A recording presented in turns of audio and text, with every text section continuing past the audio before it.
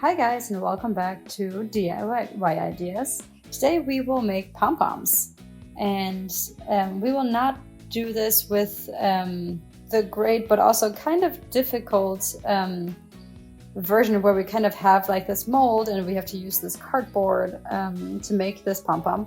But we actually are going to use these tools that have existed for hundreds of years. We will have a fork for the small pom-poms and our hand for the bigger ones. You don't need really anything else except for a nice thread and a good scissor. Pom-poms you can use in very many different places. You can make earrings out of it. You can make it to be a part of your gift wrapping. You can have it on top of your hats. This one here, for example, is definitely going to go on a hat. And you can also make nice garlands or other decor items, like a mobile for a child maybe. And if you look at this, it kind of looks like a jellyfish. So if you add a few more threads here, you have a great, jellyfish mobile or something like that. That'd be super cool. You can add a few eyes and feet, then you have a nice little Easter chick. But yeah, have fun. For our mini pom-poms, we don't really need a lot at all. We need either a unicolor thread or even maybe two different ones. Or we could also obviously take one that already has a color fade. But I'm going to show you here now how to use two different colors. We need a good scissor, and I would actually really recommend a small scissor like this one. Okay, we need some thread. And we have a fork. I'm going to take the yarn here. I like to take it onto my lap because I think it's easier to work with. And then I'm going to take from both of them the threads here into my hand. So they're ready to use. And then here for the first step, this is quite important, and so it's easier later on. I'm going to take the thread here that I will use to tie it off. I'm just going to put this here into the middle, and then we will start wrapping it around from the first color. Okay, I put it around the fork here, and I'm just going to start wrapping it around. And yeah, with that, the end piece is going to get fixed or like secured. And if this kind of, gets wrapped up, that's fine. And that's not a big deal at all, because later on we're going to use the scissor to, make it look nice and presentable.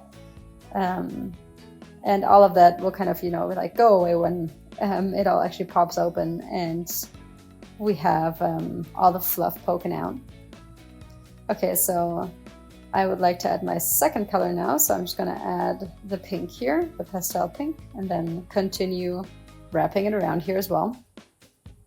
And I think for me this is enough. This is a nice thickness, nice to work with, I think. And later on you obviously still have to be able to cut it with your scissors, so make sure you don't make it too thick. So I'm going to cut off these threads here, and yeah, now I have these loose threads here. That's not a big deal at all. We will be able to cut that off later. Now here we have the knotting thread already here, ready to go. And we can just take the loop here and pull it through the middle of the fork, and then take the other side of the threads and pull it through. And this is super practical and super useful, just because like this we can kind of like fixate it, already secure it before we take it off of the fork. So I'm just making it a little tighter here, and then I'm scooching it off of the fork. I'm just pulling decently hard here on the thread, and then I take it off of the fork. And now we have kind of like a little bow. Now I'm going to take apart the thread here, and I'm keeping it really nice and steady with my fingers so that it doesn't come apart. It's never actually happened to me that it all came loose after, but you know, you can never be too careful. And so here on the other side, I'm just having them basically meet. And I will make a really nice and tight knot. Okay, so the tighter you can make this without the thread actually ripping, the safer is it later. And here, quick info, I used the same thread that I started with for the pom-pom. Sometimes you might have a little bit of a, yeah, of like a little hole in there, but I think this is easy and not a big deal. You can also add a third knot here, just to be sure. Better be safe than sorry, as they say. And then here, this is actually the nicest part. We will go through these loops here with our scissor. So we will start at one side here. Okay, and then, yeah, the scissor actually the wrong side. Okay, so here we go through with our scissor and we just cut through all the little loops, and then we see how it all kind of pops open.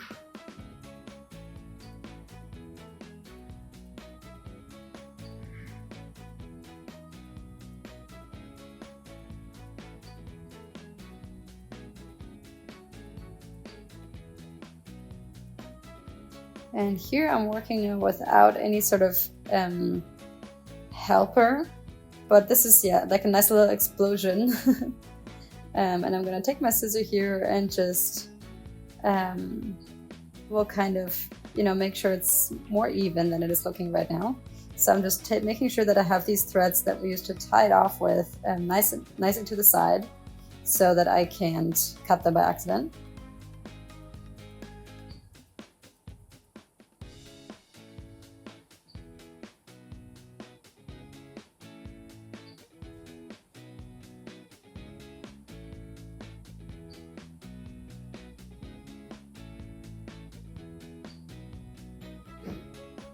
And then here we're done with our little pom-pom. This is super nice for spring. I think it looks so cute. These colors are lovely. I can even imagine making like a little earring out of it or a nice little garland.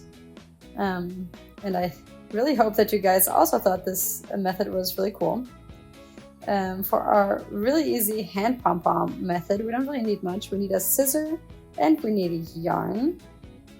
I have about 100 centimeters maybe, so that I have enough later on to tie it all off, and then maybe even to, you know, put it on top of my non-existent hat. This is a great wool here called Super Chunky in a nice like light lavender, great for spring, that I want to use to make a hat. I'll maybe make a video of this too, and I'll actually link the wool in the description. To make a pom-pom, I think this is really the easiest method, and I think it makes a great pom-pom. We will take the beginning of our wool here, and then we will just wrap it around our fingers. I like using the wool on my lap, so I put it there. And then, just in case, I'm going to put the double thread here already through my fingers. I'm just going to pay attention that it's not, you know, gonna get all wrapped up. But with this, I'm going to have it a little easier later on. Okay, so next I'm going to take the beginning of my thread, and then I'll just put it over my fingers here, like so. And then next up, I will start wrapping it around my fingers. This is already 4 times. 60 times is great, depends a little bit on how thick the wool is, maybe 75, maybe only 55, you know. The more you you know, wrap the wool around this, the fluffier our pom-pom will get. But yeah, it's also going to get a little harder, like a little firmer. So yeah, I always make sure that my fingers don't like get too close together, so you want to have a little space here. And I can kind of fixate here the beginning thread, but I will always like cut it off later on. And so here everything, you know, doesn't have to be super accurate. I kind of wrap the thread around here 60 times. I think that should be enough. It's nice and firm, it's nice and voluminous.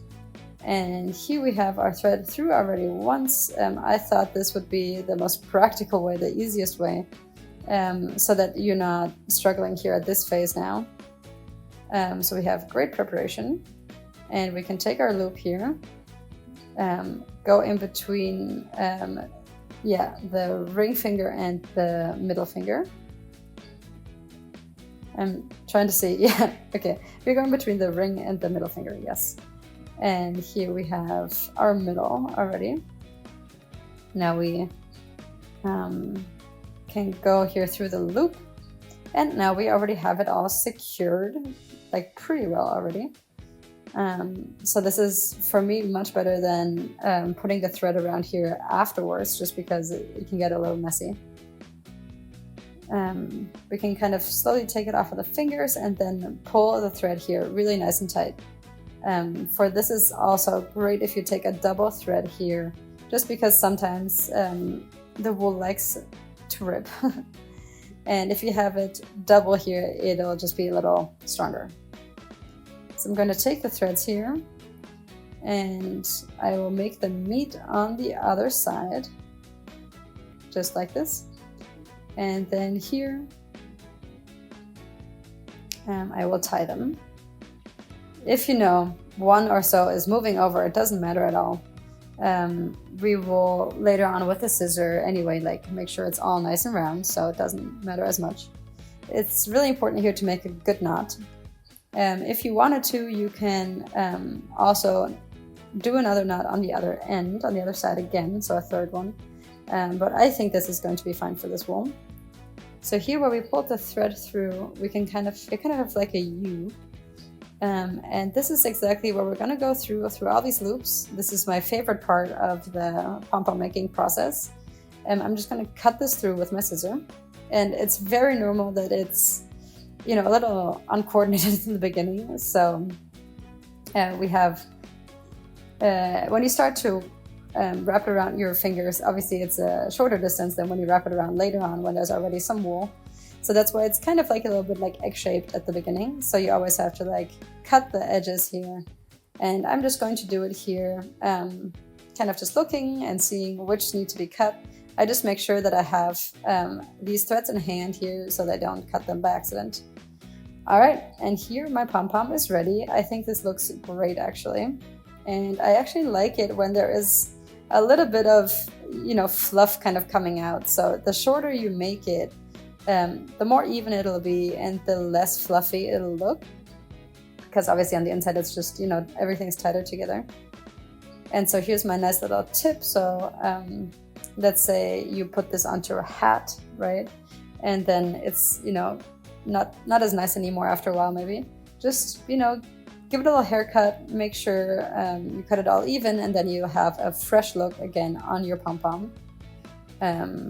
Because there's obviously, you're cutting off the fringe, basically the frizz, and then underneath it's still looking good underneath.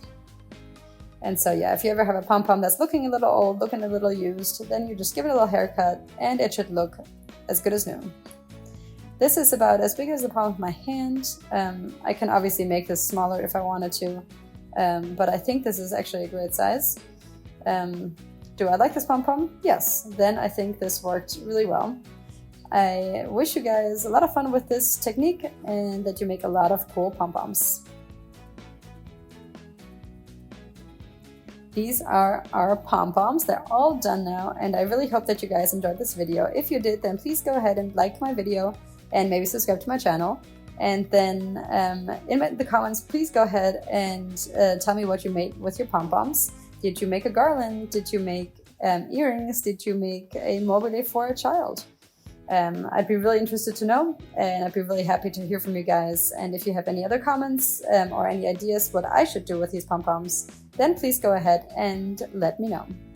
Alright guys, hope to see you next time back here at DIY Ideas. Bye!